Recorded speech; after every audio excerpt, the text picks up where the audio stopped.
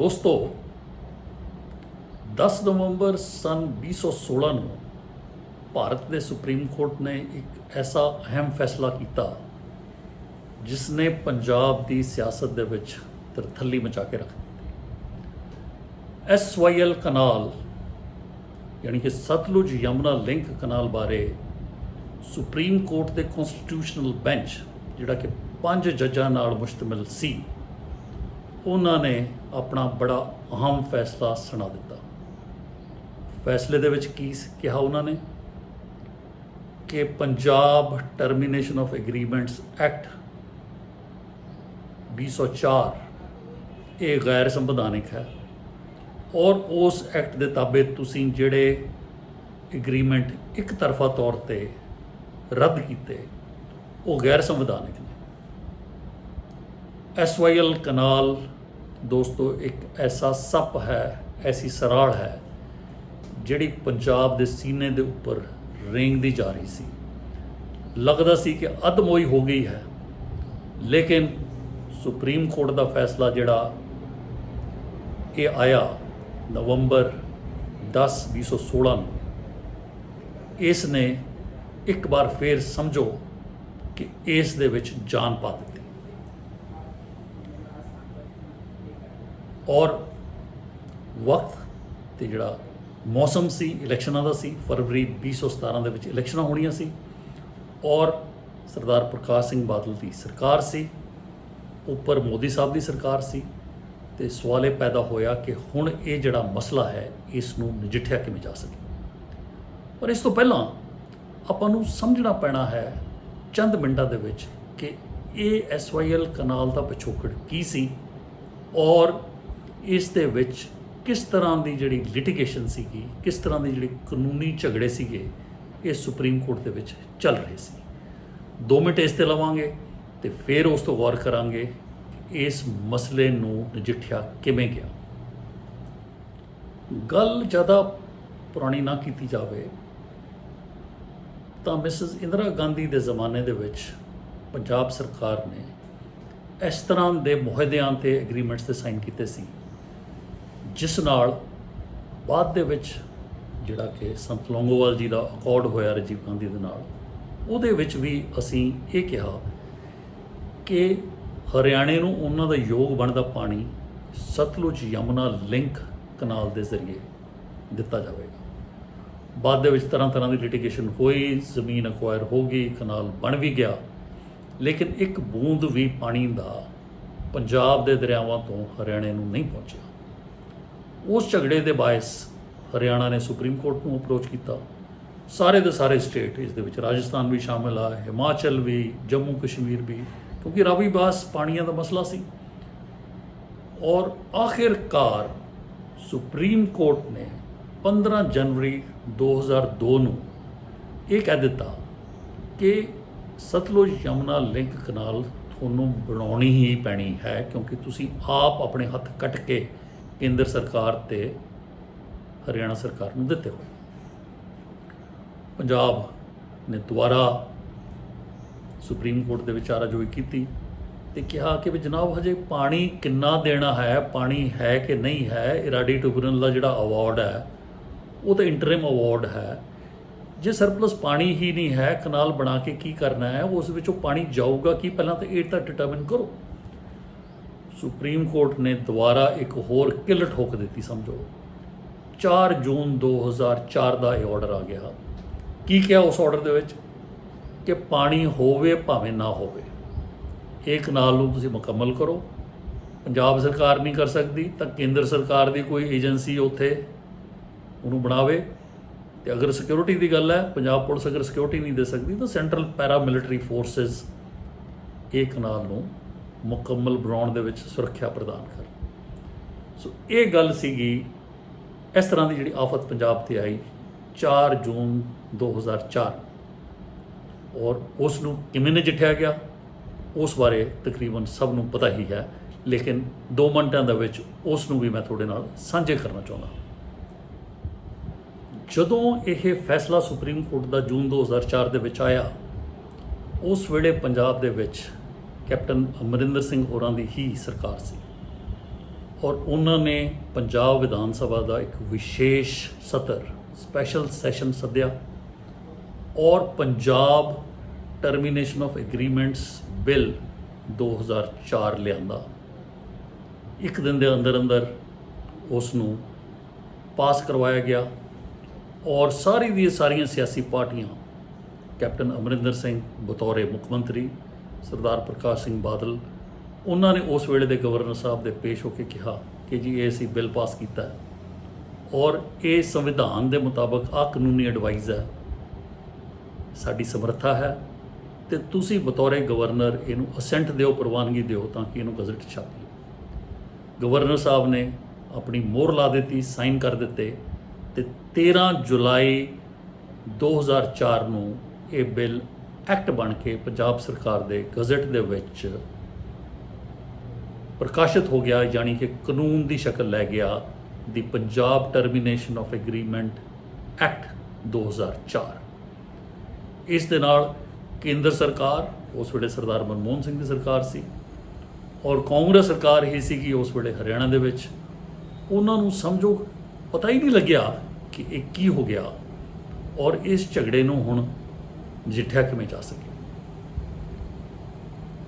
ਕੇਂਦਰ ਸਰਕਾਰ ਨੇ ਜੋ ਸਭ ਤੋਂ ਵੱਡੀ ਤੇ ਉੱਚ ਪੱਧਰੀ ਕਾਨੂੰਨੀ ਰੈਮੇਡੀ ਹੈ, ਧਾਰਾ 143 ਆਰਟੀਕਲ 143 ਭਾਰਤੀ ਸੰਵਿਧਾਨ ਦਾ, ਅਗਰ ਰਾਸ਼ਟਰਪਤੀ ਸਾਹਿਬ ਸਮਝਣ ਕਿ ਸੁਪਰੀਮ ਕੋਰਟ ਦੀ ਰਾਏ ਲੈਣੀ ਹੈ ਕਿਸੇ ਨੈਸ਼ਨਲ ਇੰਪੋਰਟੈਂਟ ਦੇ ਮਸਲੇ ਦੇ ਵਿੱਚ, it is called the consultative jurisdiction of the president of India, ਉਹਨਾਂ ਨੇ ਦੇਖੋ 13 ਜੁਲਾਈ ਨੂੰ ਤਾਂ ਆਪਾਂ ਇਹ ਐਕਟ ਪਾਸ ਕੀਤਾ, ਦਿਨਾਂ ਦੇ ਅੰਦਰ ਅੰਦਰ 22 ਜੁਲਾਈ 2004 ਨੂੰ ਪ੍ਰੈਜ਼ੀਡੈਂਟ ਅਬਦੁਲ ਕਲਾਮ ਹੋਰਾਂ ਨੇ ਸੁਪਰੀਮ ਕੋਰਟ ਨੂੰ ਇਹ ਰੈਫਰ ਕਰ ਦਿੱਤਾ ਕਿ ਇਹ ਮਸਲਾ ਹੁਣ ਤੁਸੀਂ ਡਿਸਾਈਡ ਕਰੋ ਤੇ ਦੱਸੋ ਕਿ ਇਹ ਜਿਹੜਾ ਕਾਨੂੰਨ ਬਣਾਇਆ ਸੰਵਿਧਾਨਿਕ ਹੈ ਤੇ ਇਹਦੇ ਥੱਲੇ ਜਿਹੜੀਆਂ ਐਗਰੀਮੈਂਟਸ ਰੱਦ ਕੀਤੀਆਂ ਨੇ ਕੀ ਉਹ ਦਰੁਸਤ ਨੇ, ਪੰਜਾਬ ਵਿਧਾਨ ਸਭਾ ਨੂੰ ਅਖਤਿਆਰ ਸੀ ਕਿ ਨਹੀਂ ਸੀ। ਸੋ ਇਹ ਮਸਲਾ ਜਿਹੜਾ ਇੱਕ ਵਾਰੀ ਸੁਪਰੀਮ ਕੋਰਟ ਦੀ ਡਿਕਰੀ 2002 ਵਾਲੀ ਤੇ ਆਰਡਰ 2004 ਵਾਲਾ, ਉਹ ਸਮਝੋ ਠੰਡੇ ਬਸਤੇ ਦੇ ਵਿੱਚ ਪੈ ਗਿਆ, ਕਿਉਂਕਿ ਜਿੰਨੀ ਦੇਰ ਸੁਪਰੀਮ ਕੋਰਟ ਇਹ ਸਾਰੇ ਮਸਲੇ ਦੀ 5 ਜੱਜਾਂ ਦਾ ਜਿਹੜਾ ਬੈਂਚ ਹੈ ਉਸਨੇ ਕਰਨੀ ਹੈ, ਉਹ ਥਰਡੇ ਜਿਹੜੇ ਆਰਡਰ ਨੇ ਉਹ ਨੈਚੁਰਲੀ ਆਟੋਮੈਟਿਕਲੀ ਸਟੇ ਹੋ ਗਏ ਜਾਂ ਸਟੇਟਸ ਕੋ ਹੋ ਗਏ। ਇਹ ਕਈ ਦਹਾਕਿਆਂ ਤੱਕ ਕੇਸ ਜਾਂ ਤਾਂ ਸੁਣਿਆ ਨਹੀਂ ਗਿਆ, ਜੇ ਸੁਣਿਆ ਗਿਆ ਤਾਂ ਮੁਕੰਮਲ ਨਹੀਂ ਹੋਇਆ, ਬਾਜ਼ ਵਕਤ ਕੋਈ ਜੱਜ ਸਾਹਿਬ ਆਏ ਉਹ ਰਿਟਾਇਰ ਹੋ ਗਏ ਔਰ ਇਹ ਮਸਲਾ ਚੱਲਦਾ ਚਲਾਉਂਦਾ 2004 ਦਾ 2016 ਦੇ ਵਿੱਚ ਪਹੁੰਚ ਗਿਆ। ਕਈ ਸਾਲਾਂ ਬਾਅਦ ਫਰਵਰੀ ਮਾਰਚ 2016 ਔਨਵਰਡਸ ਜਿਹੜੇ ਸੁਪਰੀਮ ਕੋਰਟ ਦੇ 5 ਜੱਜਾਂ ਦਾ ਬੈਂਚ ਬੈਠਿਆ, ਕਨਸਟੀਟਿਊਸ਼ਨਲ ਬੈਂਚ, ਔਰ ਉਹਨਾਂ ਨੇ ਇਹ ਸੁਣਵਾਈ ਸ਼ੁਰੂ ਕਰ ਦਿੱਤੀ ਔਰ ਕਾਨੂੰਨੀ ਮਾਹਿਰਾਈਨ ਨੇ ਇਹ ਦੱਸਿਆ ਕਿ ਹੁਣ ਇਹ ਕਿਤੇ ਨਾ ਕਿਤੇ ਫੈਸਲਾ ਹੋ ਜਾਣਾ ਹੈ, ਆਪਾਂ ਜੇ ਕੋਈ ਚਾਰਾਜੋਈ ਕਰਨੀ ਹੈ ਤਾਂ ਕਰ ਲਈ। ਸੋ ਮਾਰਚ 2016 ਦੇ ਵਿੱਚ ਉਸ ਵੇਲੇ ਸਰਦਾਰ ਪ੍ਰਕਾਸ਼ ਸਿੰਘ ਬਾਦਲ ਦੀ ਸਰਕਾਰ ਸੀ, ਉਹਨਾਂ ਨੇ ਪੰਜਾਬ ਵਿਧਾਨ ਸਭਾ ਦੇ ਵਿੱਚ ਇੱਕ ਬਿੱਲ ਲਿਆਂਦਾ ਔਰ ਬਿੱਲ ਕੀ ਸੀ ਕਿ ਇਹ SYL ਦੀ ਜਿਹੜੀ ਜ਼ਮੀਨ ਹੈ ਇਹਦੇ ਪ੍ਰੋਪਰਾਈਟਰੀ ਰਾਈਟਸ ਸਰਕਾਰ ਤੋਂ, ਪੰਜਾਬ ਸਰਕਾਰ ਤੋਂ ਡਾਈਵੈਸਟ ਕਰਕੇ ਓਰੀਜਨਲ ਮਾਲਕਾਂ ਨੂੰ ਦੁਬਾਰਾ ਦੇ ਦਿੱਤੇ ਜਾਣ। ਬਿੱਲ ਪੇਸ਼ ਹੋਇਆ, ਬਿੱਲ ਪਾਸ ਹੋਇਆ, ਲੇਕਿਨ ਸੁਪਰੀਮ ਕੋਰਟ ਸੁਣਵਾਈ ਕਰ ਰਿਹਾ ਸੀ, ਹਰਿਆਣਾ ਨੇ ਉੱਥੇ ਅਰਜ਼ੀ ਦਿੱਤੀ ਔਰ ਉੱਥੇ ਆਨਰੇਬਲ ਸੁਪਰੀਮ ਕੋਰਟ ਨੇ ਹੀ ਕਿਹਾ ਕਿ ਸਟੇਟਸ ਕੋ ਰੱਖੋ। ਇੱਥੋਂ ਤੱਕ ਹੀ ਨਹੀਂ, ਉਹ ਸਟੇਟਸ ਕੋ ਨੂੰ ਮੋਨੀਟਰ ਕਰਨ ਵਾਸਤੇ 3 ਮੈਂਬਰੀ ਕਮੇਟੀ ਬਣਾਈ ਗਈ, ਉਹਨਾਂ ਨੂੰ ਬਤੌਰੇ ਰਿਸੀਵਰ ਮੁਕਰਰ ਕੀਤਾ ਗਿਆ, union home secretary, chief secretary Punjab ਤੇ DGP ਪੰਜਾਬ, ਕਿ ਤੁਸੀਂ ਨਿਗਰਾਨੀ ਰੱਖੋ ਐਜ਼ ਰਿਸੀਵਰ ਸਪੁਰਦਾਰੀ ਤੇ ਕਿ ਇਸ ਦੇ ਵਿੱਚ ਕਿਸੇ ਕਿਸਮ ਦੀ ਸਟੇਟਸ ਕੋ ਵਾਲੀ ਉਲੰਘਣਾ ਨਾ ਹੋਵੇ, ਇਹ ਨਾ ਹੋਵੇ ਕਿ ਤੁਸੀਂ ਉੱਥੇ ਬੁਲਡੋਜ਼ਰ ਲਾ ਕੇ SYL ਕਨਾਲ ਨੂੰ ਭਰਨਾ ਸ਼ੁਰੂ ਕਰ ਦਿਓ। ਇਹ ਗੱਲ ਹੋਈ ਮਾਰਚ 2016 ਦੀ, ਲੇਕਿਨ ਜਦੋਂ ਮੇਨ ਇਵੈਂਟ ਜਿਹਨੂੰ ਕਹਿੰਦੇ ਜਦੋਂ ਧਮਾਕਾ ਹੋਇਆ ਉਹ ਜਾ ਕੇ ਹੋਇਆ 10 ਨਵੰਬਰ 2016 ਨੂੰ, ਜਦੋਂ ਕਿ ਸੁਪਰੀਮ ਕੋਰਟ ਦੇ ਇਸ ਬੈਂਚ ਨੇ Punjab termination of agreement act 2004 ਬਾਰੇ ਆਪਣੀ ਸਲਾਹ ਦਿੱਤੀ। ਦੇਖੋ, ਇਹ ਫੈਸਲਾ ਨਹੀਂ ਹੈ, ਕੰਸਲਟੇਟਿਵ ਜੂਰਿਸਡਿਕਸ਼ਨ ਦੇ ਵਿੱਚ ਸੁਪਰੀਮ ਕੋਰਟ ਆਪਣੀ ਐਡਵਾਈਸ ਦਿੰਦਾ ਹੈ, ਉਹ ਆਮ ਤੌਰ ਤੇ ਮੰਨੀ ਜਾਂਦੀ ਹੈ, ਔਰ ਐਡਵਾਈਸ ਦਿੱਤੀ ਕਿ ਇਹ ਜਿਹੜਾ ਐਕਟ ਹੈ ਉਹ ਅਨਕਨਸਟੀਟਿਊਸ਼ਨਲ ਹੈ, ਲਿਹਾਜ਼ਾ ਉਹ ਸਾਰੇ ਜਿਹੜੇ ਤੁਸੀਂ ਐਗਰੀਮੈਂਟ ਟਰਮੀਨੇਟ ਕੀਤੇ ਨੇ, ਇਹ ਤੁਹਾਡੀ ਕਾਰਵਾਈ ਵੀ ਅਨਕਨਸਟੀਟਿਊਸ਼ਨਲ ਹੈ। ਮੈਂ ਕੋਸ਼ਿਸ਼ ਕਰਦਾ ਕਿ ਸਨੈਪਸ਼ਾਟ ਪਾ ਕੇ ਤੁਹਾਨੂੰ ਦੱਸਾਂ ਕਿ ਪ੍ਰੈਜ਼ੀਡੈਂਟ ਸਾਹਿਬ ਨੇ ਜਿਹੜੀ ਰੈਫਰੈਂਸ ਕੀਤੀ ਸੀ ਕਿ ਉਹ ਕਿਹੜੇ ਨੁਕਤਿਆਂ ਤੇ ਸੀ। ਉਸ ਸਕਰੀਨਸ਼ਾਟ ਤੇ ਤੁਸੀਂ ਪੌਜ਼ ਕਰਕੇ ਅੰਗਰੇਜ਼ੀ ਦੇ ਵਿੱਚ ਪੜ੍ਹ ਵੀ ਸਕਦੇ ਹੋ। ਔਰ ਉਸ ਤੋਂ ਬਾਅਦ ਜਿਹੜਾ ਓਪਰੇਟਿਵ ਪਾਰਟ ਹੈ ਉਸ ਜਜਮੈਂਟ ਦਾ, ਸੁਪਰੀਮ ਕੋਰਟ ਦੇ ਯੂਨੈਨਿਮਸ ਵਰਡਿਕਟ ਨਾਲ ਉਹਨਾਂ ਨੇ ਕਿਹਾ ਕਿ ਇਹ ਸਾਰੇ ਮਸਲੇ ਵੀ answer in the negative. Negative ਦਾ ਮਤਲਬ ਹੈ ਕਿ ਇਹ ਕਨਸਟੀਟਿਊਸ਼ਨ ਨਹੀਂ ਹੈ, ਇਹ ਰੱਦ ਕਰਨੀ ਠੀਕ ਨਹੀਂ ਸੀ। ਮਤਲਬ ਕਿ ਪੰਜਾਬ ਦੇ ਖਿਲਾਫ ਜੋ ਵੱਧ ਤੋਂ ਵੱਧ ਮਾੜੇ ਤੋਂ ਮਾੜਾ ਨੈਗੇਟਿਵ ਤੋਂ ਨੈਗੇਟਿਵ ਫੈਸਲਾ ਸੁਪਰੀਮ ਕੋਰਟ ਜੋ ਆ ਸਕਦਾ ਸੀ ਉਹ 10 ਨਵੰਬਰ 2016 ਨੂੰ ਆ ਗਿਆ। ਹੁਣ ਪੰਜਾਬ ਸਰਕਾਰ ਔਰ ਸਾਰੀਆਂ ਵਿਰੋਧੀ ਪਾਰਟੀਆਂ ਬੈਠ ਕੇ ਇਕੱਠੀਆਂ ਕਿ ਹੁਣ ਕੀ ਕੀਤਾ ਜਾਵੇ, ਪੰਜਾਬ ਨੂੰ SYL ਕਨਾਲ ਵਾਲੇ ਮਸਲੇ ਦੇ ਵਿੱਚ ਕਿਵੇਂ ਬਚਾਇਆ ਜਾ ਸਕੇ। ਬਾਦਲ ਸਾਹਿਬ ਨੇ ਕਿਹਾ ਕਿ ਅਸੀਂ 17 ਨਵੰਬਰ ਦਿਨ ਵੀਰਵਾਰ ਨੂੰ ਸਪੈਸ਼ਲ ਸੈਸ਼ਨ ਲੈ ਕੇ ਆ ਰਹੇ ਹਾਂ, ਔਰ ਉਸ ਸਪੈਸ਼ਲ ਸੈਸ਼ਨ ਤੋਂ ਪਹਿਲਾਂ ਨੈਚੁਰਲੀ ਇੱਕ ਕੈਬਨਿਟ ਮੀਟਿੰਗ ਹੋਣੀ ਸੀਗੀ। ਕੈਬਨਿਟ ਮੀਟਿੰਗ 'ਚ ਤੁਸੀਂ ਬੁਲਾਉਣਾ ਸੀਗਾ ਸੈਸ਼ਨ ਬਾਰੇ, ਤੇ ਜਿਹੜਾ ਕੋਈ ਮਤਾ ਜਾਂ ਬਿੱਲ ਜਾਂ ਕੋਈ ਕਾਨੂੰਨ ਤੁਸੀਂ ਲੈ ਕੇ ਆਉਣਾ ਹੈ ਉਹਦੇ ਬਾਰੇ ਫੈਸਲਾ ਕਰਨਾ ਸੀਗਾ। ਸੋ ਇਹ ਹੁਣ ਆਪਾਂ ਦੇਖਦੇ ਹਾਂ ਕਿ ਉਹ ਕਾਰਵਾਈ ਉਹਨਾਂ ਦਿਨਾਂ ਦੇ ਵਿੱਚ ਕੀ ਹੋਈ। ਮੈਨੂੰ ਚੰਗੀ ਤਰ੍ਹਾਂ ਯਾਦ ਹੈ ਉਸ ਵੇਲੇ ਮੈਂ ਫਾਈਨੈਂਸ਼ੀਅਲ ਕਮਿਸ਼ਨਰ ਰੈਵਨਿਊ FCR ਜਾਣੀ ਵਿੱਤੀ ਕਮਿਸ਼ਨਰ ਮਾਲ ਮੁਕਰਰ ਸੀ। ਦਿੱਲੀ ਸੈਂਟਰਲ ਡੈਪੂਟੇਸ਼ਨ ਤੋਂ ਮੈਂ ਜਨਵਰੀ 2016 ਦੇ ਵਿੱਚ ਵਾਪਸ ਆ ਗਿਆ ਸੀ, ਔਰ ਉਦੋਂ ਤੋਂ ਲੈ ਕੇ ਉਸ ਤਾਰੀਖ ਤੱਕ I was working as financial commissioner revenue. ਔਰ ਦਿਨ ਮੰਗਲਵਾਰ 15 ਨਵੰਬਰ ਨੂੰ ਕੈਬਨਿਟ ਮੀਟਿੰਗ ਰੱਖੀ ਗਈ ਸੀ ਬਾਅਦ ਦੁਪਹਿਰ। ਮਾਮਲਾ ਇਰੀਗੇਸ਼ਨ ਡਿਪਾਰਟਮੈਂਟ ਦਾ ਸੀ, ਲੇਕਿਨ ਜਿਹੜਾ ਲੈਂਡ ਐਕੁਜੀਸ਼ਨ ਦਾ ਮਸਲਾ ਹੈ ਉਹਨੂੰ ਮਾਲ ਮਹਿਕਮਾ ਜਾਣੀ ਕਿ ਰੈਵਨਿਊ ਡਿਪਾਰਟਮੈਂਟ ਡੀਲ ਕਰਦਾ ਹੈ। ਮੈਂ ਤਕਰੀਬਨ 12:30 ਆਪਣੇ ਦਫ਼ਤਰ 'ਚ ਬੈਠਾ ਸੀਗਾ, ਔਰ CM ਸਾਹਿਬ ਬਾਦਲ ਸਾਹਿਬ ਦੀ ਕੋਠੀ ਕੋਰ ਕਮੇਟੀ ਜਾਂ ਪੋਲੀਟੀਕਲ ਅਫੇਅਰਸ ਦੀ ਕਮੇਟੀ ਦੀ ਮੀਟਿੰਗ ਚੱਲ ਰਹੀ ਸੀ, ਔਰ ਉਸ ਤੋਂ ਬਾਅਦ ਦੁਪਹਿਰ ਦੇ ਵਿੱਚ ਕੈਬਨਿਟ ਦੇ ਵਿੱਚ ਇਹੀ ਫੈਸਲੇ ਹੋਣੇ ਸੀਗੇ ਕਿ ਨਵਾਂ ਕਾਨੂੰਨ ਬਣਾਉਣਾ ਹੈ, ਕੀ ਕਰਨਾ ਹੈ, ਤਾਂ ਕਿ ਇਹ ਜਿਹੜਾ ਸੁਪਰੀਮ ਕੋਰਟ ਦਾ ਫੈਸਲਾ ਆ ਗਿਆ ਹੈ 10 ਨਵੰਬਰ ਦਾ, ਉਹਨੂੰ ਕਿੱਦਾਂ ਨਗੇਟ ਕੀਤਾ ਜਾ ਸਕੇ। ਸੋ ਮੈਨੂੰ ਮੈਸੇਜ ਪਹੁੰਚਿਆ ਕਿ ਜੀ ਤੁਹਾਨੂੰ CM ਸਾਹਿਬ ਕੋਠੀ ਯਾਦ ਕਰਦੇ ਨੇ। ਤਾਂ ਮੈਂ ਕਹਾਂ ਕਿ ਅੱਧੇ ਪੌਣੇ ਘੰਟੇ 'ਚ ਤਾਂ ਕੈਬਨਿਟ ਦੀ ਮੀਟਿੰਗ ਸ਼ੁਰੂ ਹੋਣ ਵਾਲੀ ਹੈ, ਉਸ ਵਿੱਚ ਮੈਨੂੰ ਕੋਈ ਸੱਦਾ ਹੈ ਨਹੀਂ ਕਿਉਂਕਿ ਸਾਡਾ ਆਈਟਮ ਹੈ ਨਹੀਂ ਮਾਲ ਮਹਿਕਮੇ ਦਾ। ਤੇ ਖੈਰ CM ਸਾਹਿਬ ਦਾ ਹੁਕਮ ਸੀ ਤੇ ਮੈਂ ਉੱਥੇ ਪਹੁੰਚ ਗਿਆ। ਉੱਥੇ ਕਮੇਟੀ ਰੂਮ ਖਚਾ ਖਚ ਭਰਿਆ ਹੋਇਆ ਸੀ, ਲੇਕਿਨ ਓਨਲੀ ਪੋਲੀਟੀਕਲ ਪਰਸਨੈਲਿਟੀਜ਼, ਸਰਦਾਰ ਪ੍ਰਕਾਸ਼ ਸਿੰਘ ਬਾਦਲ, ਸਰਦਾਰ ਸੁਖਬੀਰ ਸਿੰਘ ਬਾਦਲ, ਸਰਦਾਰ ਸੁਖਦੇਵ ਸਿੰਘ ਢੀਂਡਸਾ, ਬੀਬੀ ਜਗੀਰ ਕੌਰ ਔਰ ਜਥੇਦਾਰ ਤੋਤਾ ਸਿੰਘ, ਇਹ ਸਾਰੇ ਉੱਥੇ ਸੀ। ਸਵਾਏ CM ਸਾਹਿਬ ਦੇ ਪਰਸਨਲ ਸਟਾਫ ਤੋਂ ਕੋਈ ਅਫਸਰ ਉੱਥੇ ਨਹੀਂ ਸੀ। ਹਾਂ, ਉਸ ਵੇਲੇ ਦੇ ਜਿਹੜੇ ਐਡਵੋਕੇਟ ਜਨਰਲ ਨੇ ਮਿਸਟਰ ਅਸ਼ੋਕ ਅਗਰਵਾਲ, ਉਹ ਵੀ ਉੱਥੇ ਸੀ।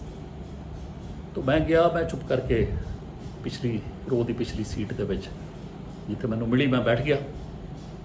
ਤੇ ਮੈਨੂੰ ਤਾਂ ਇਹ ਵੀ ਨਹੀਂ ਸੀ ਪਤਾ ਕਿ ਉੱਥੇ ਡਿਸਕਸ਼ਨ ਹੋ ਕੀ ਰਹੀ। ਤਾਂ ਕਿਸੇ ਜੂਨੀਅਰ ਅਫਸਰ ਨੇ ਕਿਹਾ ਕਿ ਜੀ FCR ਸਾਹਿਬ ਆ ਗਏ ਤੇ ਕਹਿੰਦੇ ਜੀ ਦੱਸੋ ਕੀ ਹੱਲ ਕਰਨਾ ਚਾਹੀਦਾ। ਮੈਂ ਕਿਹਾ ਜੀ ਮੈਨੂੰ ਤਾਂ ਇਹ ਵੀ ਨਹੀਂ ਪਤਾ ਕਿ ਆਪਾਂ ਕਿਹੜੀ ਸਮੱਸਿਆ ਦਾ ਕਿੱਦਾਂ ਦਾ ਹੱਲ ਬਾਰੇ ਸੋਚ ਰਹੇ ਹਾਂ, ਮੈਨੂੰ ਕੋਈ ਬੈਕਗਰਾਊਂਡ ਤਾਂ ਦੱਸੋ। ਸੋ ਐਡਵੋਕੇਟ ਜਨਰਲ ਸਾਹਿਬ ਨੇ ਮੈਨੂੰ ਸਵਾਲ ਕੀਤਾ, ਕਹਿੰਦੇ ਜੀ ਤੁਸੀਂ ਇਹ ਦੱਸੋ ਕਿ ਇੱਕ ਵਾਰੀ ਅਗਰ ਲੈਂਡ ਐਕੁਜੀਸ਼ਨ ਅਵਾਰਡ ਫਾਈਨਲ ਹੋ ਜੇ, ਉਹਦਾ ਤੁਸੀਂ ਕਬਜ਼ਾ ਲੈ ਲਓ, ਉਹ ਕਬਜ਼ਾ ਲੈਣ ਤੋਂ ਬਾਅਦ ਤੁਸੀਂ ਕੰਪਨਸੇਸ਼ਨ ਲੋਕਾਂ ਨੂੰ ਦੇ ਦਿਓ, ਤੇ ਉਸ ਚੀਜ਼ ਨੂੰ ਕਈ ਦਹਾਕੇ ਗੁਜ਼ਰ ਜਾਣ। ਇਹ ਸਾਰੀ ਦੀ ਸਾਰੀ ਜਿਹੜੀ ਲੈਂਡ ਐਕੁਜੀਸ਼ਨ ਸੀਗੀ ਇਹ 1987, 88, 89 ਦੇ ਵਿੱਚ ਹੋਈ ਸੀਗੀ। ਉਸ ਵੇਲੇ ਸਿਰਫ 2 ਹੀ ਜ਼ਿਲ੍ਹੇ ਸੀ, ਰੋਪੜ ਤੇ ਪਟਿਆਲਾ, ਤੇ ਹੁਣ ਤੁਸੀਂ ਸਮਝ ਲਓ ਕਿ ਰੋਪੜ ਵੀ ਆ ਗਿਆ, ਮੋਹਾਲੀ ਵੀ ਆ ਗਿਆ, ਫਤਿਹਗੜ੍ਹ ਸਾਹਿਬ ਜ਼ਿਲ੍ਹਾ ਬਣ ਗਿਆ, ਪਟਿਆਲਾ ਜ਼ਿਲ੍ਹਾ, 4 ਜ਼ਿਲ੍ਹੇ ਹੋ ਗਏ। ਤੇ ਕੀ ਤੁਸੀਂ ਨੋਟੀਫਾਈ ਕਰ ਸਕਦੇ ਹੋ? ਤਾਂ ਮੈਂ ਉਹਨਾਂ ਨੂੰ ਜਵਾਬ ਦਿੱਤਾ, ਮੈਂ ਕਿਹਾ ਜੀ ਇੱਕ ਵਾਰੀ ਜਿਹੜੀ ਪ੍ਰੋਸੀਡਿੰਗ ਖਤਮ ਹੋ ਜਾਏ, ਇੱਕ ਵਾਰੀ ਲੈਂਡ ਐਕੁਜੀਸ਼ਨ ਕੰਪਲੀਟ ਹੋ ਜਾਏ, ਅਵਾਰਡ ਸੁਣਾਇਆ ਜਾ ਚੁੱਕੇ, ਉਸ ਅਵਾਰਡ ਦੇ ਤਾਬੇ ਤੁਸੀਂ ਕਬਜ਼ਾ ਲੈ ਲਓ, it ਵੈਸਟਸ in the state government free from ਆਲ ਇਨਕੰਬਰੈਂਸਿਸ। ਉਦੋਂ ਬਾਅਦ ਤੁਸੀਂ ਲੈਂਡ ਐਕੁਜੀਸ਼ਨ ਐਕਟ ਦੀ ਕਿਸੇ ਧਾਰਾ ਦੇ ਵਿੱਚ ਇਸ ਨੂੰ ਡੀ ਨੋਟੀਫਾਈ ਨਹੀਂ ਕਰ ਸਕਦੇ। ਕਹਿੰਦਾ ਉਹੀ ਮੈਂ ਕਹਿ ਰਿਹਾ ਸੀ। ਉਹ ਕਹਿੰਦੇ ਜੀ ਇਹ ਤਾਂ ਇਹ ਕਹਿ ਰਹੇ ਸੀ ਹੁਣ ਆਪਾਂ ਹੱਲ ਵੀ ਲੱਭਣਾ। ਸੋ ਮੈਂ ਉੱਥੇ ਕਿਹਾ, ਮੈਂ ਕਿਹਾ ਇਹਨੂੰ ਭੁੱਲ ਜਾਓ ਇਸ ਵਕਤ ਕਿ ਆਪਾਂ ਇਹ SYL ਕਨਾਲ ਹੈ।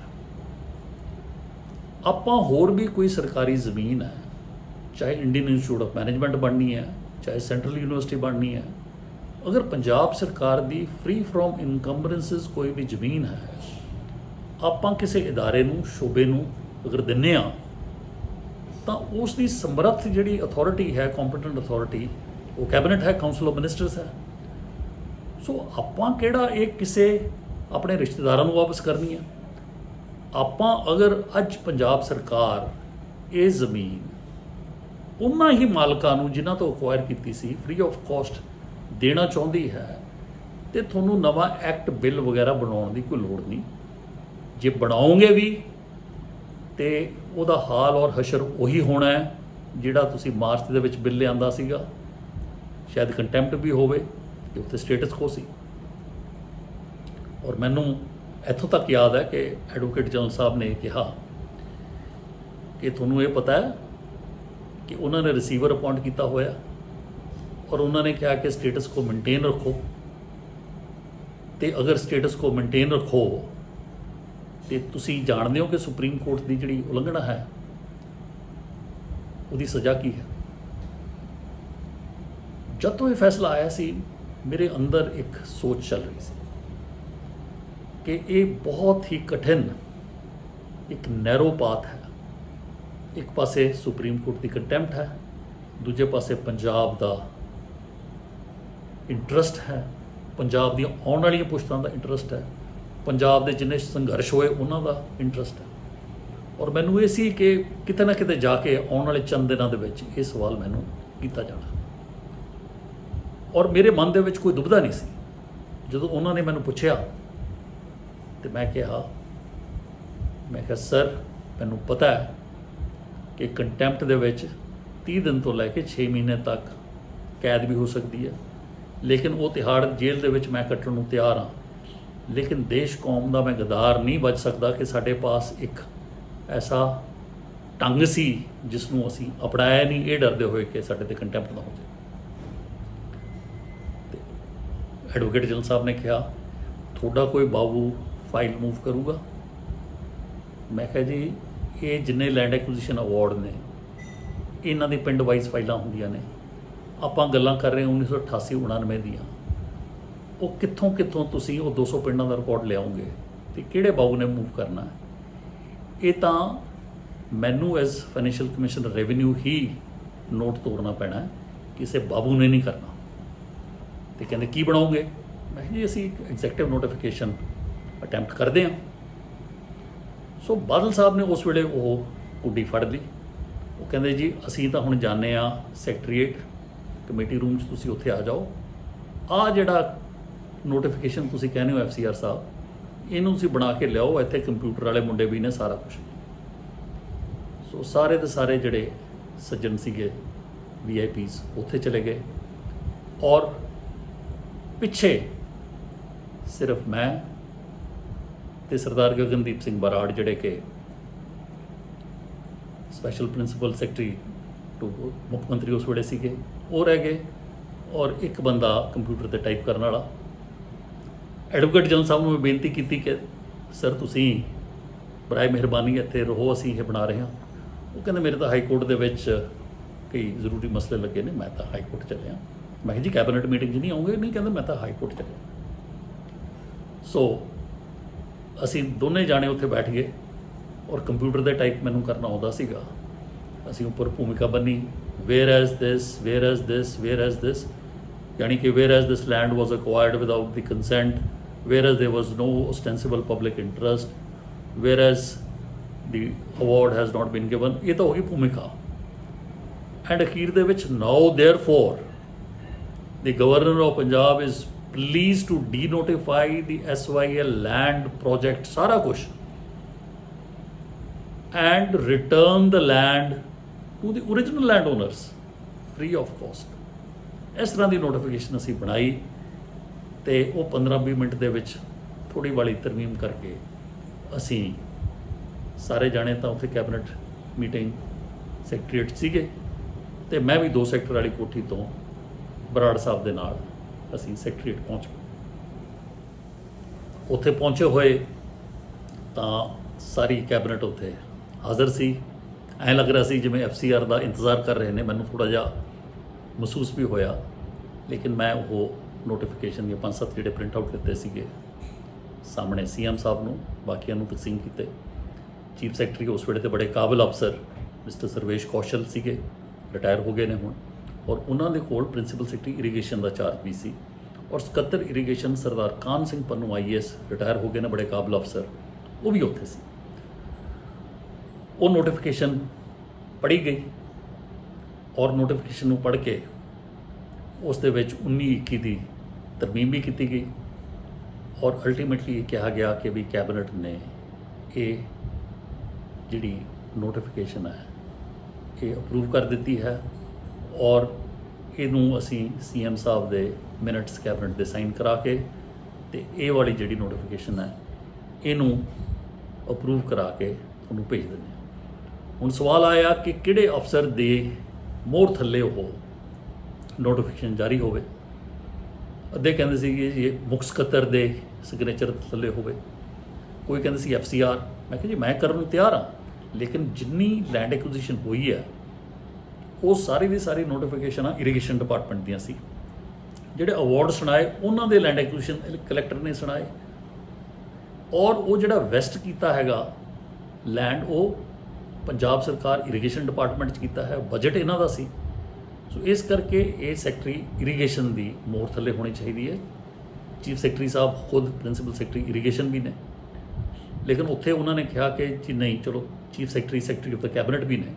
ਸੋ ਸਰਦਾਰ ਕਾਨ ਸਿੰਘ ਪੰਨੂ ਇਸ ਨੂੰ ਇੱਕ ਤਰ੍ਹਾਂ ਜਿਹੜੀ ਸਟੈਂਪ ਹੈ on behalf of the governor of Punjab ਉਹਨਾਂ ਦੀ ਹੋਊਗੀ, ਕਾਪੀ FCR ਨੂੰ ਜਾਊਗੀ, ਬਾਕੀ ਸਾਰਿਆਂ ਨੂੰ ਜਾਊਗੀ, ਕੰਟਰੋਲ ਪ੍ਰਿੰਟਿੰਗ ਸਟੇਸ਼ਨਰੀ ਨੂੰ ਜਾਣੀ ਹੈ ਕਿਉਂਕਿ ਇਹਨੇ ਉਸ ਦੇ ਵਿੱਚ ਛਪਣਾ ਹੈ ਸਰਕਾਰੀ ਗਜ਼ਟ ਦੇ ਵਿੱਚ, ਤੇ FCR ਮੁੜ ਕੇ ਇਹਨੂੰ ਸਾਰਾ ਫਾਈਨੈਂਸ਼ੀਅਲ ਕਮਿਸ਼ਨ ਰੈਵਨਿਊ ਸਾਰੇ DCਆਂ ਨੂੰ ਦਵੇ ਤੇ ਇਹਦੀ ਜਲਦ ਔਰ ਜਲਦ ਇੰਪਲੀਮੈਂਟੇਸ਼ਨ ਕਰਵਾਈ ਜਾਵੇ। ਸੋ ਇਹ ਸੀ ਜੀ ਜਿਹੜੀ ਮੰਗਲਵਾਰ ਦੀ ਮੀਟਿੰਗ। ਬੁੱਧਵਾਰ ਨੂੰ ਉਹ ਨੋਟੀਫਿਕੇਸ਼ਨ ਦਿਨ 16 ਨਵੰਬਰ ਨੂੰ ਪਹੁੰਚੀ ਔਰ ਇਹ ਨੋਟੀਫਿਕੇਸ਼ਨ ਅਸੀਂ ਇਮੀਡੀਏਟਲੀ ਸਾਰੇ DCs ਨੂੰ ਫਾਰਵਰਡ ਕਰ ਦਿੱਤੀ। 17 ਤਰੀਕ ਨੂੰ ਰੈਜ਼ੋਲੂਸ਼ਨ ਪਾਏ ਕਿ ਸਾਡੇ ਕੋਲ ਬੂੰਦ ਪਾਣੀ ਨਹੀਂ ਹੈ, ਕਿਸੇ ਨੇ ਪੰਜਾਬ ਸਰਕਾਰ ਦੇ ਅਫਸਰ ਨੇ ਇਹਨੂੰ ਇੰਪਲੀਮੈਂਟੇਸ਼ਨ ਵਾਸਤੇ ਕੋਈ ਕਾਰਵਾਈ ਨਹੀਂ ਕਰਨੀ, ਸੁਪਰੀਮ ਕੋਰਟ ਦਾ ਜਿਹੜਾ ਆਰਡਰ ਹੈ, ਔਰ ਇਹ ਜਿਹੜੀ ਨੋਟੀਫਿਕੇਸ਼ਨ ਹੈ ਇਸ ਨੂੰ ਇਹ ਰੈਜ਼ੋਲੂਸ਼ਨ ਪਾਸ ਕੀਤਾ ਗਿਆ ਕਿ ਇਹਨੂੰ ਇੰਪਲੀਮੈਂਟ ਕੀਤਾ ਜਾਵੇ। ਹੁਣ ਨੋਟੀਫਿਕੇਸ਼ਨ ਤਾਂ 16 ਨੂੰ ਹੀ ਲਾਗੂ ਹੋ ਗਈ, FCR ਕੋਲ ਪਹੁੰਚ ਗਈ। ਉਧਰ ਹਰਿਆਣਾ ਕੋਈ ਵਿਹਲਾ ਨਹੀਂ ਸੀ ਬੈਠਾ, ਉਹਨਾਂ ਨੇ ਇਮੀਡੀਏਟ ਐਪਲੀਕੇਸ਼ਨ ਮੂਵ ਕੀਤੀ ਕਿ ਜਨਾਬ 10 ਤਰੀਕ ਨੂੰ ਜਿਹੜਾ ਤੁਸੀਂ ਫੈਸਲਾ ਸੁਣਾਇਆ ਹੈ, ਜਿੰਨੇ ਸਟੇਟਸ ਕੋ ਦੇ ਆਰਡਰ ਸੀ ਉਹ ਸਾਰੇ ਦੇ ਸਾਰੇ ਇੰਟਰਿਮ ਆਰਡਰ ਵੈਨਿਸ਼ ਕਰ ਜਾਂਦੇ ਨੇ ਤੇ ਤੁਸੀਂ ਦੁਬਾਰਾ ਸਟੇਟਸ ਕੋ ਦਿਓ। ਇਹਨਾਂ ਨੇ ਸਪੈਸ਼ਲ ਸੈਸ਼ਨ ਸੱਦਿਆ ਹੋਇਆ ਹੈ, ਇਹਨਾਂ ਨੇ ਤਾਂ ਕੈਬਨਿਟ ਮੀਟਿੰਗ ਬੁਲਾ ਕੇ ਨੋਟੀਫਿਕੇਸ਼ਨ ਜਾਰੀ ਕਰ ਰਹੇ ਨੇ ਔਰ ਉਹ ਸਾਰਾ ਕੁਝ ਸੋਮਵਾਰ 21 ਨਵੰਬਰ ਨੂੰ ਸੁਪਰੀਮ ਕੋਰਟ ਦੇ ਵਿੱਚ ਹਰਿਆਣੇ ਦੀ ਅਰਜ਼ੀ ਲੱਗੀ ਹੋਈ ਸੀ। ਸੋ ਸਾਡੇ ਕੋਲ ਨੋਟੀਫਿਕੇਸ਼ਨ ਜਦੋਂ ਹੱਥ 'ਚ ਆਈ 16 ਤੇ ਸੋਮਵਾਰ ਤਰੀਕ ਹੈ ਤੁਹਾਡਾ 21, ਰਾਤੋਂ ਰਾਤ ਸਾਰੇ ਹੀ ਪਟਵਾਰੀ, ਕਾਨੂੰਗੋ, ਤਹਿਸੀਲਦਾਰ, ਨੈਬ ਤਹਿਸੀਲਦਾਰ, ਡਿਪਟੀ ਕਮਿਸ਼ਨਰ ਔਰ ਸਭ ਦੇ ਮਨ 'ਤੇ ਬੋਝ ਵੀ ਸੀ ਕਿ ਇੱਕ ਪਾਸੇ ਤਾਂ ਰਿਸੀਵਰ ਅਪੁਆਇੰਟ ਕੀਤੇ ਹੋਏ ਨੇ ਸੁਪਰੀਮ ਕੋਰਟ ਨੇ, union home secretary, chief secretary ਤੇ DGP, ਤੇ ਅਸੀਂ ਇੰਤਕਾਲ ਕਰ ਰਹੇ ਹਾਂ। ਪਰ ਇੱਥੇ ਦਾਦ ਦੇਣੀ ਹੋਏਗੀ ਪਟਵਾਰ ਯੂਨੀਅਨ ਦੀ। ਉਹਨਾਂ ਨੇ ਦਿਨ ਰਾਤ ਇੱਕ ਕਰਕੇ ਫਰਦ ਕੇਂਦਰ ਦੇ EMPLOYEES ਦੀ ਦਿਨ ਰਾਤ ਇੱਕ ਕਰਕੇ ਇਹ ਵੀ ਕੁਐਸਚਨ ਆਇਆ ਕਿ ਜੀ ਬੰਦੇ ਤਾਂ ਮਰ ਗਏ ਹੋਣੇ ਨੇ, ਅਸੀਂ ਹੁਣ ਮਰੇ ਹੋਏ ਦੇ ਨਾਮ ਇੰਤਕਾਲ ਕਰਨੇ ਨੇ। ਮੈਂ ਉਹਨਾਂ ਨੂੰ ਮੈਂ ਕਿਹਾ ਲਿਖਤੀ ਲੈਣਾ ਲਿਖਤੀ ਲੈ ਲਓ। ਈਮੇਲਸ ਕੀਤੀਆਂ DCs ਨੂੰ ਕਿ ਇਹਦੀ ਓਰੀਜਨਲ ਲੈਂਡ ਓਨਰਸ ਉਹਨਾਂ ਦੇ ਨਾਮ ਕਰੋ, ਮੁੜ ਕੇ ਵਿਰਾਸਤਾਂ ਜਿਹੜੀਆਂ ਖੁੱਲ੍ਹਦੀਆਂ ਨੇ ਉਹ ਖੁੱਲ੍ਹਦੀਆਂ ਰਹਿਣਗੀਆਂ। ਔਰ ਨਾਲ ਪਟਵਾਰੀ ਦੇ ਰੋਜ਼ਨਾਮਚੇ 'ਚ ਰਬਟ ਪੈਣੀ ਚਾਹੀਦੀ ਹੈ ਕਿ ਇਹਨਾਂ ਦਾ ਜਿਹੜਾ ਅਸੀਂ ਦਖਲ ਹੈ, ਪੋਜੈਸ਼ਨ ਹੈ, ਉਹ ਕਤਈ ਤੇ ਮਾਲਕਾਨਾ, ਐਕਚੁਅਲ ਐਂਡ ਕੰਸਟਰਕਟਿਵ, ਇਹ ਉਹਨਾਂ ਮਾਲਕਾਂ ਨੂੰ ਦੇ ਦਿੱਤਾ ਹੈ। ਕਿਉਂਕਿ ਬਾਕੀ ਚੀਜ਼ ਕਹਿ ਸਕਦੇ ਨੇ ਕਿ ਕਾਗਜ਼ੀ ਕਾਰਵਾਈ ਹੈ, ਲੇਕਿਨ ਪਟਵਾਰੀ ਦੇ ਜਿਹੜੇ ਰੋਜ਼ਨਾਮਚੇ ਦੀ ਰਬਟ ਹੈ ਇਹ ਇੱਕ ਪੱਕਾ ਸਬੂਤ ਹੈ। ਔਰ ਤੁਸੀਂ ਇਹ ਦੇਖੋ ਕਿ ਤਕਰੀਬਨ 21,500 ਤੋਂ ਵੱਧ ਜ਼ਿਮੀਂਦਾਰ, 4261 ਏਕੜ, 202 ਪਿੰਡ, ਔਰ ਇਹਨਾਂ ਦੇ ਵਿੱਚ ਸਾਰੇ ਦੇ ਸਾਰੇ ਜਿਹੜੇ ਇੰਤਕਾਲ ਹੋਏ। ਔਰ 21 ਤਰੀਕ ਨੂੰ ਜਦੋਂ ਹਰਿਆਣੇ ਦੀ ਐਪਲੀਕੇਸ਼ਨ ਲੱਗੀ ਤਾਂ ਉੱਥੇ ਸਾਡੇ ਵਕੀਲ ਪਹਿਲਾਂ ਹੀ ਹਾਜ਼ਰ ਸੀ। ਅਸੀਂ ਕਿਹਾ ਜੀ ਇਹਨਾਂ ਦੀ ਜਿਹੜੀ ਐਪਲੀਕੇਸ਼ਨ ਆ ਦਿਓ, ਅਸੀਂ ਜਵਾਬ ਦਿੰਦੇ ਹਾਂ। ਉਹ ਕਹਿੰਦੇ ਜੀ ਇਹਨਾਂ ਨੇ ਨੋਟੀਫਿਕੇਸ਼ਨ ਕਰਤੀ, ਇਹਨਾਂ ਨੇ ਕੰਟੈਂਪਟ ਕਰਤੀ, ਇਹਨਾਂ ਨੇ ਉਹ ਕਰਤਾ, ਇਹਨਾਂ ਨੇ ਆਹ ਕਰਤਾ, ਤੁਸੀਂ ਇਹਨਾਂ ਨੂੰ ਸਟੇ ਕਰੋ। ਸੁਪਰੀਮ ਕੋਰਟ ਕਹਿੰਦਾ ਤੁਸੀਂ ਅਰਜੀ ਅੱਜ ਦੇ ਰਹੇ ਹੋ, ਅਸੀਂ ਇਹਨਾਂ ਦਾ ਜਵਾਬ ਤਾਂ ਲੈ ਲਈਏ। Heavens are not going to fall. ਉਹ ਜਿਹੜੀ ਜ਼ਮੀਨ ਆ ਤਾਂ ਉੱਥੇ ਹੀ ਹੈ, ਉਹ ਤਾਂ ਨਹੀਂ ਭੱਜ ਚੱਲੀ।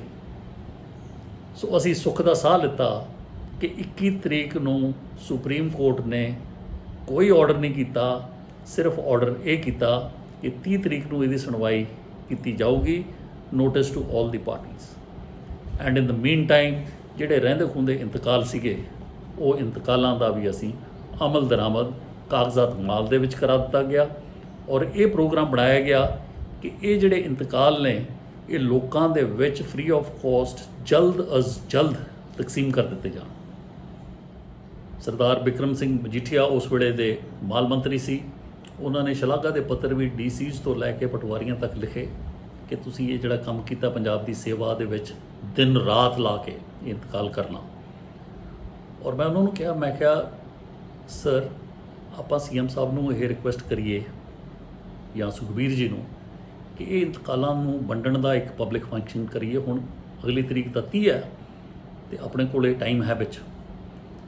ਔਰ ਉਹ ਕਹਿੰਦੇ ਜੀ ਮੈਂ ਸੁਖਬੀਰ ਜੀ ਤੋਂ ਪੁੱਛ ਲਿਆ, ਉਹਨਾਂ ਕੋਲ ਤਾਂ ਟਾਈਮ ਨਹੀਂ ਹੈ, ਇਹ ਜ਼ਿੰਮੇਵਾਰੀ ਆਪਣੀ ਉਹ ਲੱਗਣੀ ਹੈ। ਮਜੀਠੀਆ ਸਾਹਿਬ ਕਹਿਣ ਲੱਗੇ ਅਤੇ ਆਪਾਂ ਇੱਥੇ ਜਿੱਥੇ ਚੂਨੀ ਦੇ ਲਾਗ ਸ਼ਾਗ ਇਹ ਲੰਘਦੀ SYL ਕਨਾਲ, ਆਪਾਂ ਇੱਥੇ ਛੋਟਾ ਜਿਹਾ ਫੰਕਸ਼ਨ ਰੱਖ ਕੇ ਰਸਮੀ ਤੌਰ 'ਤੇ ਕਰ ਲੈਣ, ਨਾਲੇ ਜਿਹੜੀ ਤੁਹਾਡੀ ਪ੍ਰੈਸ ਹੈਗੀ ਹੈ ਇਹ ਚੰਡੀਗੜ੍ਹੋਂ ਚਲੀ ਜਾਊਗੀ। ਔਰ ਮੈਂ ਉੱਥੇ ਕਿਹਾ, ਮੈਂ ਕਿਹਾ ਸਰ ਫਿਰ ਜੇ ਰੱਖਣਾ ਹੀ ਹੈ ਤਾਂ ਕਪੂਰੀ ਪਿੰਡ ਜਿੱਥੋਂ SYL ਦਾ ਟੱਕ ਲੱਗਿਆ ਸੀ, ਅੱਜ ਆਪਣੇ ਕੋਲ ਮੌਕਾ ਹੈ ਹਿਸਟਰੀ ਨੂੰ ਰੀਰਾਈਟ ਕਰਨ ਦਾ। ਅਤੇ ਇਹ ਸਮਾਗਮ ਆਪਾਂ ਉੱਥੇ ਹੀ ਜਾ ਕੇ ਪਟਿਆਲੇ ਜ਼ਿਲ੍ਹੇ ਦਾ ਜਿਹੜਾ ਪਿੰਡ ਹੈ ਐਨ ਬਾਰਡਰ 'ਤੇ ਲੱਗਦਾ, SYL ਦਾ ਆਖਰੀ ਪਿੰਡ, ਉਸ ਤੋਂ ਬਾਅਦ ਹਰਿਆਣਾ ਸ਼ੁਰੂ ਹੋ ਜਾਂਦਾ, ਆਪਾਂ ਉੱਥੇ ਕਿਉਂ ਨਾ ਰੱਖੀਏ।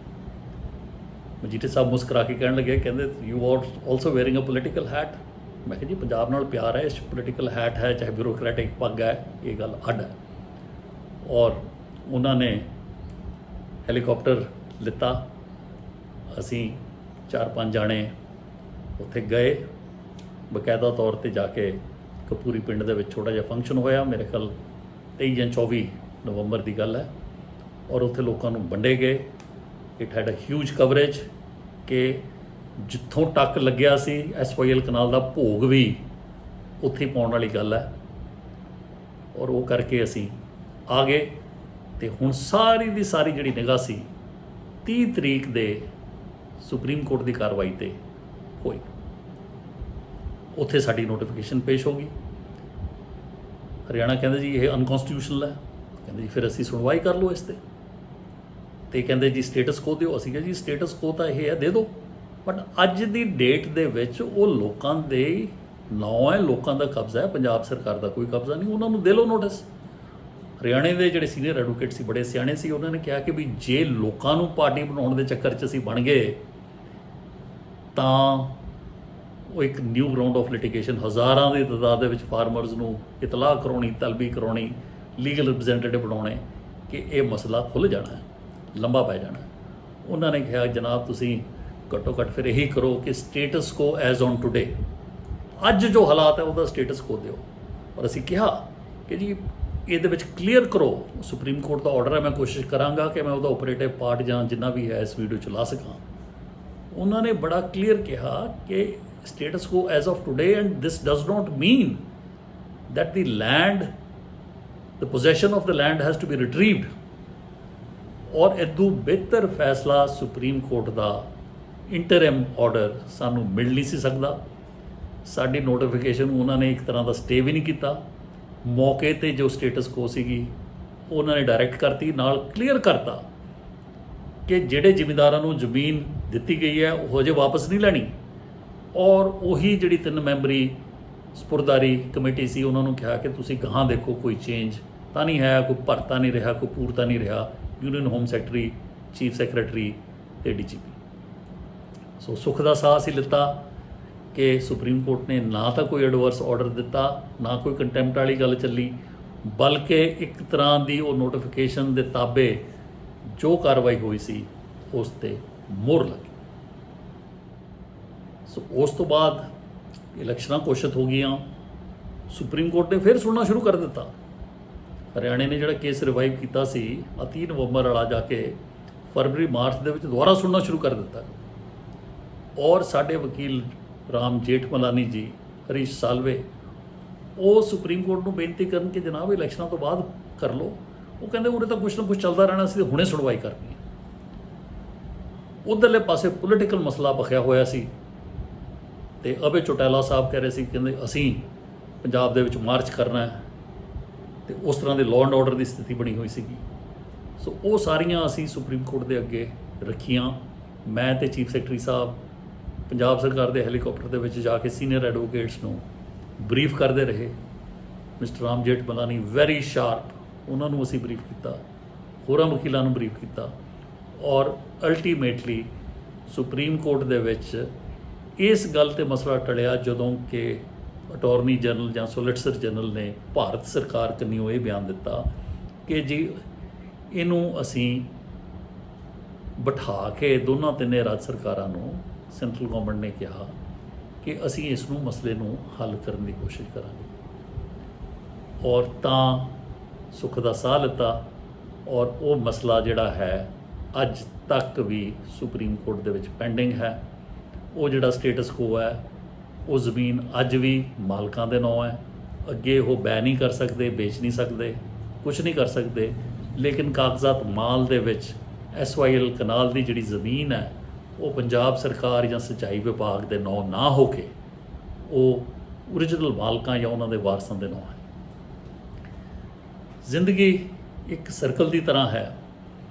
ਮੈਨੂੰ ਯਾਦ ਹੈ ਜਦੋਂ ਅਸੀਂ ਸਰਵਿਸ 'ਚ ਆਏ ਸੀ 1984 'ਚ, ਔਰ ਅੰਡਰ ਟ੍ਰੇਨਿੰਗ 1985 ਦੇ ਵਿੱਚ ਰਾਜੀਵ ਲੌਂਗੋਵਾਲ ਅਕੋਰਡ ਹੋਇਆ ਸੀ। ਔਰ 1988-99 ਵਿੱਚ ਮੈਂ ਐਡੀਸ਼ਨਲ ਡਿਪਟੀ ਕਮਿਸ਼ਨਰ ਪਟਿਆਲਾ ਸੀ। ਉਦੋਂ ਇਹ ਸਾਰੇ ਮਸਲੇ ਲੈਂਡ ਐਕੁਜੀਸ਼ਨ ਦੇ ਚੱਲ ਰਹੇ ਸੀ ਕਿ ਛੇਤੀ ਤੋਂ ਛੇਤੀ ਲੈਂਡ ਐਕੁਜੀਸ਼ਨ ਕਰਾਓ, DC ਰੇਟ ਦਿਓ, ਅਵਾਰਡ ਅਪਰੂਵ ਕਰੋ। ਉਸ ਦੇ ਵਿੱਚ ਵੀ ਮੇਰਾ ਹਿੱਸਾ ਸੀ।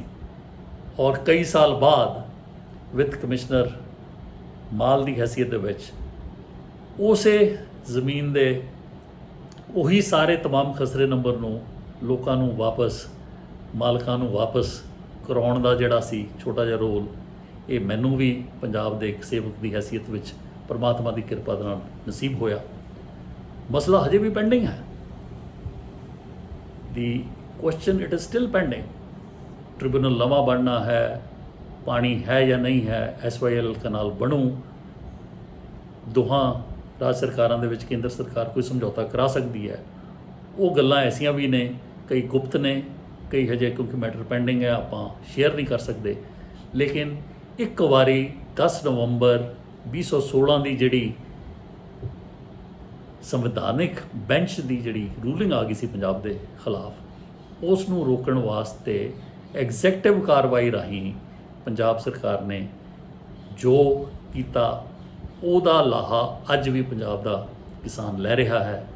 ਔਰ ਮੈਂ ਸਮਝਦਾ ਹਾਂ ਕਿ ਘੱਟੋ ਘੱਟ in our life time, in the life time of this generation, SYL ਕਨਾਲ ਦੇ ਵਿੱਚੋਂ ਪਾਣੀ ਦਾ ਇੱਕ ਕਤਰਾ ਵੀ ਹਰਿਆਣੇ ਨੂੰ ਨਹੀਂ ਜਾਏਗਾ।